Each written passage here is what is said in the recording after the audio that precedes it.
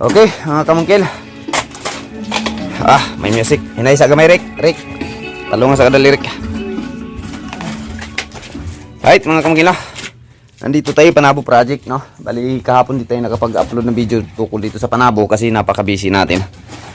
Pamumurchis ng materialis dun sa kabila at saka dito rin, no? So ngayon, ito na naman yung purchasean ko ng materialis para sa second floor at sa ground floor, no? Ang purchasein natin. So ang trabaho natin ngayon, mga kamugil, pinaplaster ko na kay yan yung ano, sanitary. So binigyan ko siya ng plano kahapon. Sa floor din natin, mga kamugil, okay na po to. Yan, no? So kung napapansin nyo, may butas dito. So ito yung magiging floor din para sa laundry area dito. Dito babagsak ng tubig. So yung tapon ng tubig natin, mga kamugil, papunta dun, no? So series 1000 yung gamit natin, mga kamukil, importante po yan. Ayan, series 1000 yung gamit natin na PVC para mas matibay, makapal dapat pagka ganito, mga kamukil, no? Dapat sana open canal to, pero hindi tayo kagagawa ng open canal dito kasi may grahe dyan, no? Napaka delikado. So gumawa tayo ng malaking tubo, binaon natin dyan sa ilalim. Dun lahat tapon ng tubig, mga kamukil, papunta dito. Okay, so mula yan doon, mga kamukil. So ito, nakikita nyo, nag-white tayo dito, tapos nag-reducer tayo. Ito yung magiging floor drain sa second floor. Ayan, toilet sa second floor. Ito din yung linyada ng water closet natin papunta sa taas. Yan, o. So ngayon, dito lahat gamit natin 45 na elbow.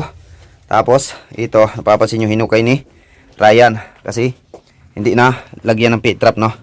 So kailangan may pit trap tayo sa ating water closet. So dito ko siya nilagay, mga kamukil, para isahang pit trap na lang. Yan, dyan kasi yung existing na ano, na septic tank.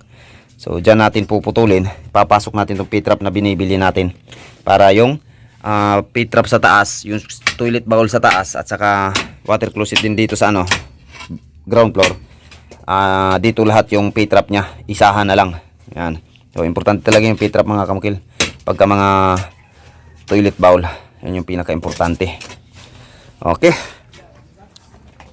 While dito sa labas, mga kamukil, ito yung trabaho nila dito. Pinapapatag ko to. So kailangan kasi mapluringan to, para lahat ng mga ano dito. Ayan.